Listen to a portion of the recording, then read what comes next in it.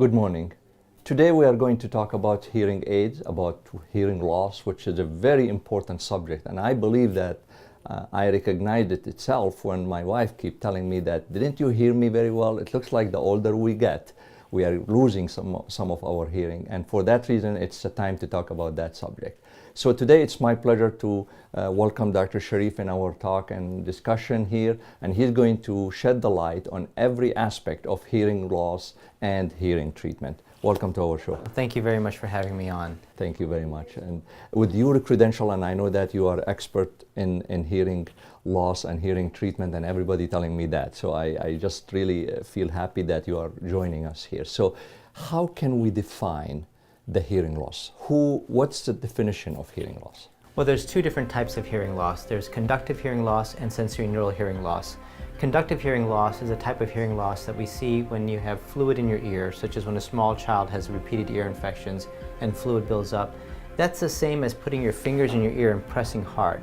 That gives you a sense of conductive hearing loss. So if you have a child who's having repeated ear infections, if you want to understand how much your child's not hearing, just put your fingers in your ears or wear earplugs. So that's a definition of a conductive loss, where the sound isn't transferring all the way in to the bones of the middle ear and onto the nerve in the inner ear. Then we have a different type of hearing loss called sensory neural hearing loss. That's when the nerve to the brain is actually starting to show signs of age or damage or trauma, decay. So that's where the eardrum is working fine and the bones in the ear are working fine, but the nerve or the parts of the brain aren't able to process the sound correctly. So there's a different set of technologies that we use for that, different sets of surgeries we use for that. For the conductive loss, there's a different set of surgeries and technologies for that. So this is where a lot of patients don't understand what type of loss they have. They might go to the store and pick up an amplifier, and they think they're fixing the problem, but they may not be addressing the root cause. Because their problem could be much simpler than what they think. Just right. If you're talking about the conductive one, I mean, which is probably just related to something blocking their correct, hearing tunnel, and if they clean it, probably that would be more than enough. It's interesting you mentioned that. The most satisfying case I ever had was a relatively simple case. A man, 60 years old. He had been complaining about hearing loss for many, many years. And when you look in his ear, you saw something that looked like a white eardrum, but it wasn't. It was an old piece of cotton that had come off of a Q-tip when he was 4 or 5 years old. And he was mislabeled as having a hearing loss his entire life. Wow. We took that out, and all of a sudden he could hear. He didn't need a hearing aid. It's an incredibly bad diagnosis that was given to him in the past. So other than that, I mean, what could be the other reasons for both conductive and receptive? So for conductive, we know that infections in children is a very common thing. We also know that motor vehicle accidents, if you were in a car accident a few years ago, it can take a while for the bones in the ear to start to disintegrate after that. Think of it as an injury. It's a fracture that doesn't show up until later on. Absolutely. So that would be for a conductive type of loss. For sensory neural, it could be noise exposure. A lot of people work in the trades and they're exposed to a lot of noises, and those noises over time will cause a hearing loss. So for them, having a hearing aid is important for them to continue functioning. They can't hear a colleague calling out and saying, hey, look out for that. They're still working hard on what they're doing and they get hit. And we see that. We see people who are injured because they can't hear a warning being given to them. That's unbelievable. So how common is the hearing loss, both the conductive and the other? So it's the third most common chronic diagnosis in the United States. Wow. People don't understand that it is so prevalent. People don't understand that just like you see so many people wearing glasses, there's just as many people who need a hearing aid. The latest statistic I was reading and preparing for this show, they were talking about 50 million people in the United States has hearing loss or need hearing aid. And what they often forget to mention is that people who have significant amounts of hearing loss, they also are more prone to having dementia or dementia-like symptoms. And think about it, if you're sitting in a gathering and you're the only one that doesn't catch the joke, and then you're just kind of nodding your head, people start to think that maybe you're demented. And that happened with me sometimes. That means you make me now concerned. Well, I think about how many times you're at a restaurant, and it's hard enough when you have good hearing to have a conversation at a restaurant with all the ambient sound. Sure. You suddenly have a little bit of hearing loss, and next thing you know, you can't have a conversation at all at a restaurant. Oh. It takes away a lot from your quality of life. Absolutely. So, I mean, what are the major consequences of hearing loss? I mean, you mentioned probably the psychological effect. I mean, what else could be coming out of it? Yeah. Well, I mean, for children, we see that their academic performance starts to drop, and we see that regularly at the beginning of a school year. Yeah. And it's often not diagnosed until 2 or 3 months into the school year when a child's not hearing their teacher, they're not hearing their friends. When it comes to adults, you see people not able to progress in their careers. It's amazing how much of our jobs now depend on hearing. Sure. When you think about it, it's not like we all work in quiet farm fields anymore. We're involved in constant communication. We all carry our cell phones with us all the time. Absolutely. So all those jobs that are hearing dependent, you see the impact in people not being able to rise within their corporate ladders. When it comes to the trades I mentioned, they're exposed to loud noises all day long. And they need to be able to protect their hearing, but yet they need to be able to hear what they need to hear. And that's what's neat about some of the new technologies, the ability to cancel out certain sounds.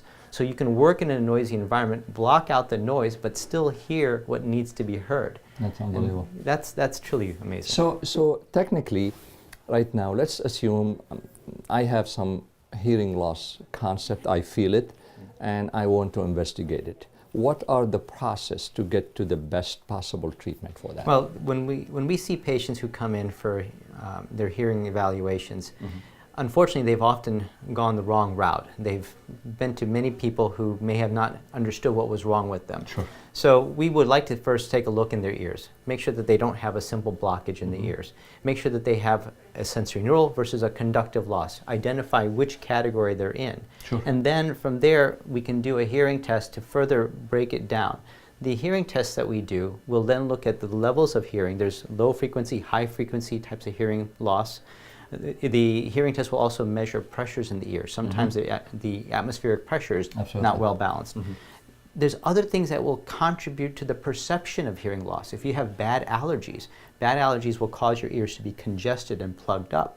And that will make you think you have a hearing loss, but your test will be completely normal. And it turns out it's allergies that's causing a perception of hearing loss. Okay. So those are things that, at the end of the day, a good physician should be able to work through and help guide that patient towards the right diagnosis. Absolutely. Once you know whether it's a conductive or a sensory neural, then we have to talk about the right surgeries to fix that.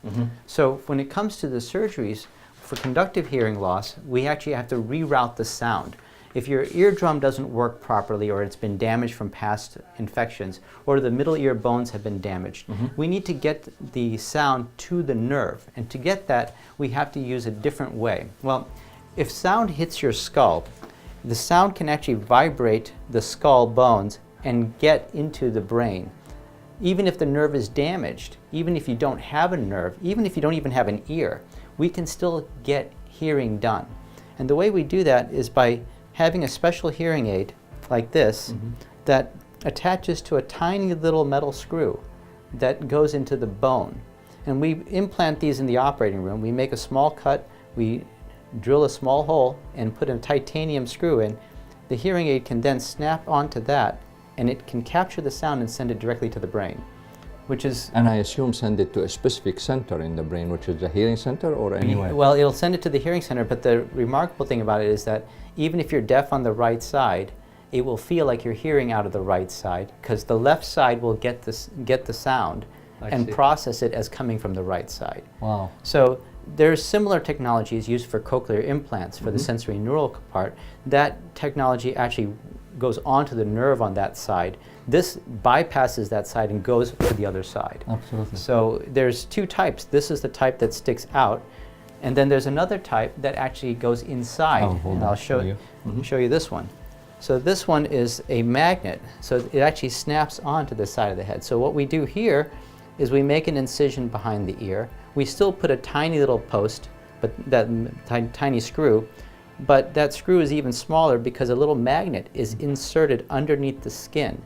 And we close the skin, and then the hearing aid just attaches so to the there's magnet. no screw on the skin. There's basically just the magnet under the skin, so Correct. it's very easy to attach to it and take it off whenever you want. Exactly. All you have to do is just pop it on and off, much like you would if you had a Bluetooth speaker. Absolutely. And when they look, there's a hidden scar.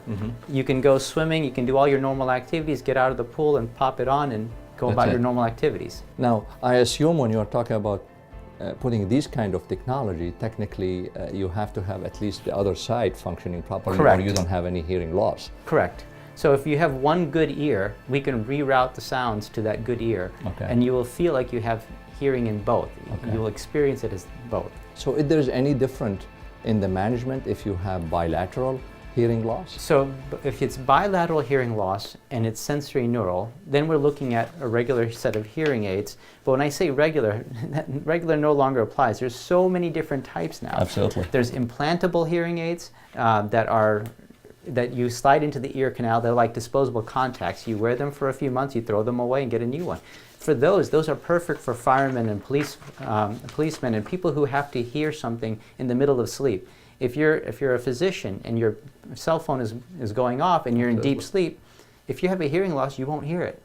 But with these new hearing aids, you can sleep with them in and it will transmit the sound to you. It's what's neat about those type of hearing aids is that you could be the only person hearing things and nobody else can hear it because everything can be routed to a hidden hearing aid. That's unbelievable. And the technology of between advanced hearing aid and there's different, what kind of hearing aids at this point available? Well, when you look at the types, we have the hearing aids that are hidden deep inside the ear canal. Mm-hmm. You have the hearing aids that sit in the ear canal. You have the ones that sit behind the ear. Okay. And then you have the bone-anchored hearing aids as well as the hearing aids that allow for cochlear implants. Sure. But on top of that, the hearing aids now have accelerometers on them.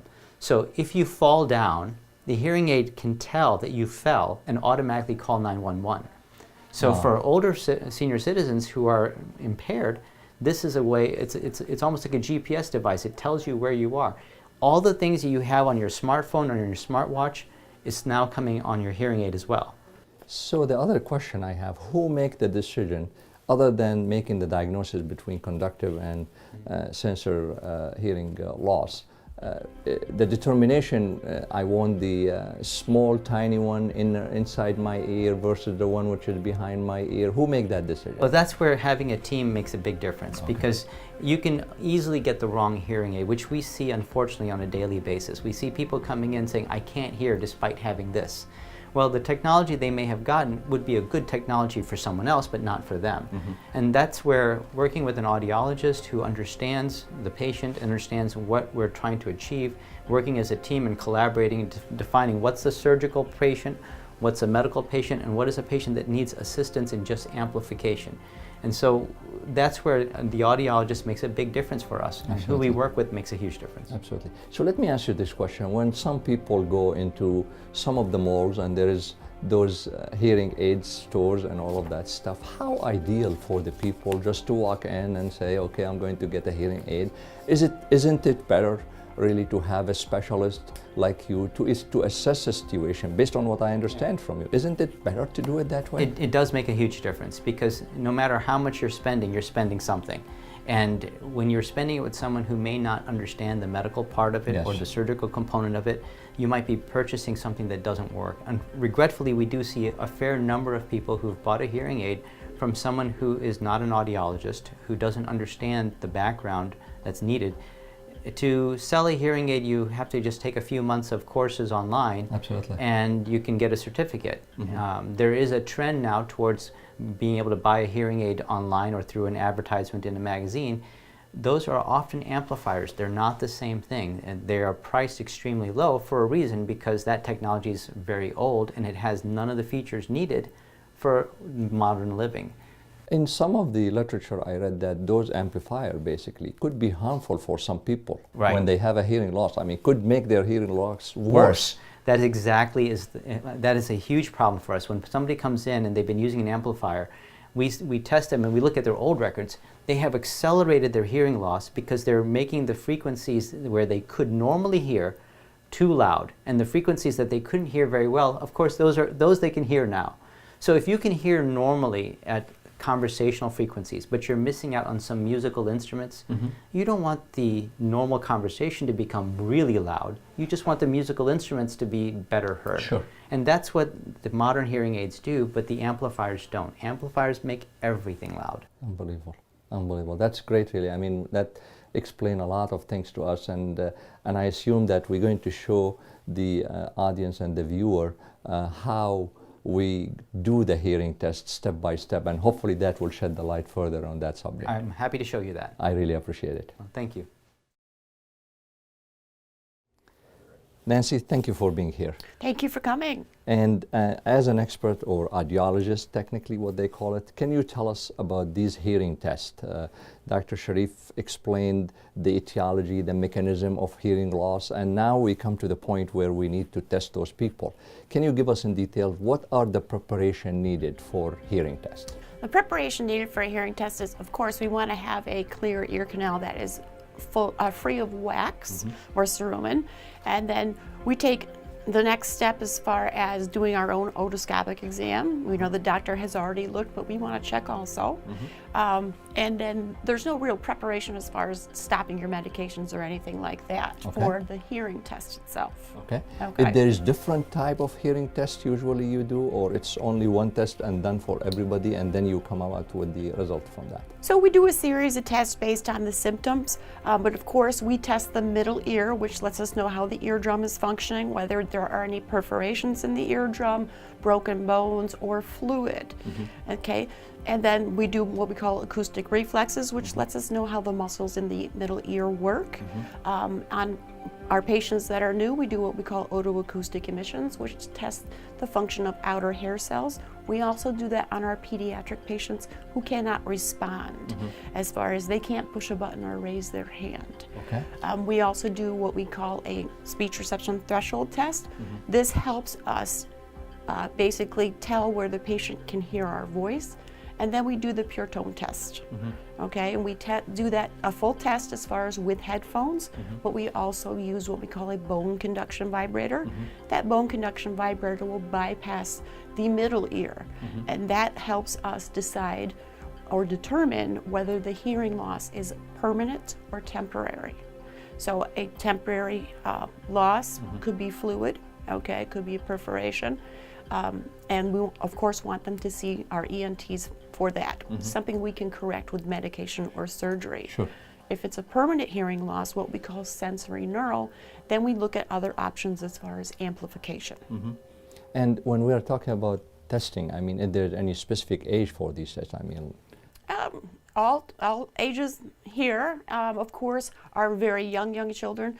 We do the otoacoustic emissions because we know they can't respond, and then all the way up to old age. what about the very old who really sometimes they don't comprehend exactly everything you are saying or questioning, I mean, during the hearing test? Yeah, and that's a little difficult, and we kind of have to gauge the testing on that as far as can they really respond. That's hard. Again, we can do the otoacoustic emissions, but if they can't respond, that's a difficult test situation. And before we go to the hearing test and demonstrate it, can you show us, Dr. Shariff talked about the surgical part of the hearing aid, which is very advanced, really. I didn't know that we are that far advancement when it comes to that technology. What about the amplifier which we are talking about and the current hearing aids available? Can you show us some examples? Absolutely.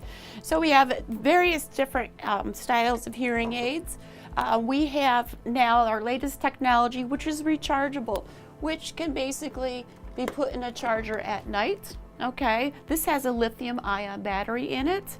It charges in 3 hours. Wow. It holds a charge for over 24. It is water resistant because there are no openings. And it's very small, it looks Yes, like. very small. It goes behind the ear.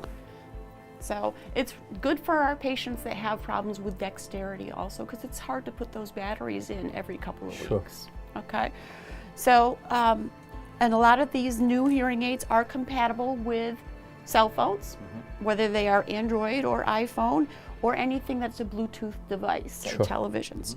We also have what we call extended wear. This is called Lyric. It is an invisible hearing aid. It's placed by your audiologist in the office. It stays in the ear for 120 days. Okay. And then I pull it out and I put a new one in. Okay. This is a nice hearing aid for people who do not want to bother. And does it work the same way? I mean, as effective as the other hearing aids? Yeah, they're all very effective. This is more of an analog product because the battery has to last longer. Again, it's for someone who doesn't want to bother with the hassle of batteries or cleaning. You can wear this to bed at night. Okay, you wear it 24 hours a day, you don't take it out. It's also very good for tinnitus patients because it acts more like natural hearing and you always have a stimulus in there. Now, when you are using this one, I'm asking a question because it looks like I'm interested in this one. So, does it get weaker over the 120 days or it has the same effectiveness only at 120 days? He needs to come to you so you can take it out and put a new one. So yeah, the patient actually can tell when the battery is starting to die because it will get a little weaker. Okay. And that's when they call up and say, I need to get in to have my lyric refit. And some people it may last 6 weeks, other people 3 months. Okay. It just varies on their activities every day and how much power we need to supply the right prescription. Perfect. Okay. Any other technologies? This is a new technology also. This is an assistive device. This actually can be worn by someone who's giving a lecture. The patient actually can be 50 feet away and stream the voice directly into their hearing aids. It also can be placed on a table and beam formed, say at a restaurant where it's difficult to hear in noisy situations. The patient can set this on the table and direct the response of the microphones where they want to hear. That's unbelievable. So that's a complementary technically to your hearing aid. So when hearing aids are not enough, then we help add an assistive device. It depends on the degree of hearing loss or the listening environment the patient's in every day. Perfect. And what are the difference between analog and different types of hearing aid? I heard that terms. Analog is, as far as hearing aids, pretty much don't exist anymore. So it's completely digital. Okay. And the digital hearing aids give us the ability to precisely fit the patient's loss, but also has digital processing, so it cleans up the sound environment a lot better. Great. So I assume that you're going to try to show us step by step how is that hearing test done. Sure. And I will be your demonstration, so you can do whatever you want with me and tell me how bad is my hearing, and you can say it to the public. Okay. So I'm going to have you take a seat right over here. Okay, first I'm going to take a look in your ears and make sure that they are free of wax. This is going to test your middle ear. You're going to feel a little pressure in there and hear a little bit of buzz. I just need you to just sit real still and don't talk. I'm just going to start by putting this right here on your shoulder.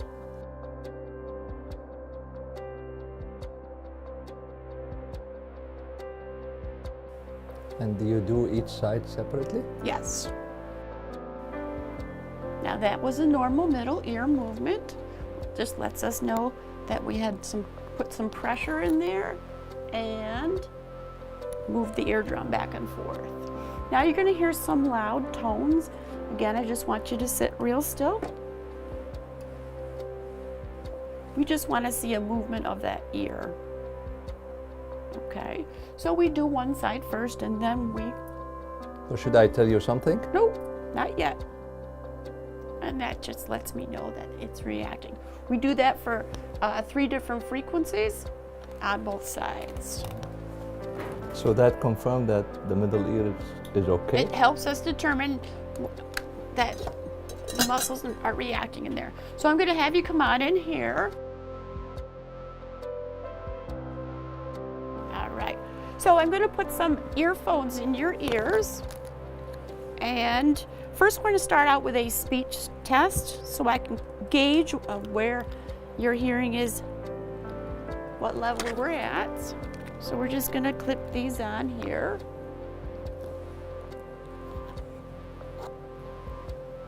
After we do the speech, I'm going to have you click on that button every time you hear a tone, even if it's soft. Can you hear my voice okay? I can. Okay. I'm going to say some 2-syllable words to you. I am going to make them very soft. I want you to repeat them back to me as best as you can. Okay. Hardware. Hardware. Sidewalk. Sidewalk. Eardrum. I did not hear that very well. Oatmeal.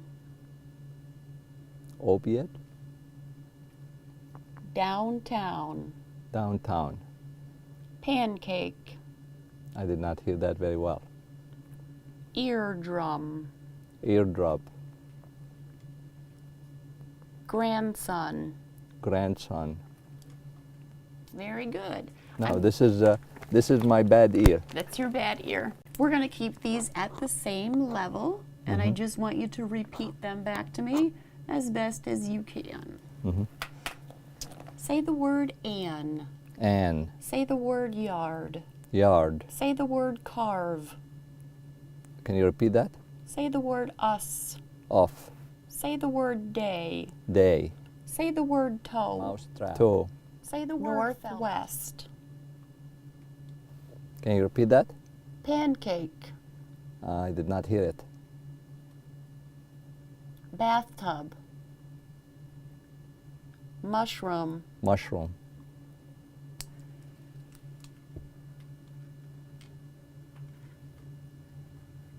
Okay. I'm going to have you press on the button wherever you hear a tone, even if it's very soft.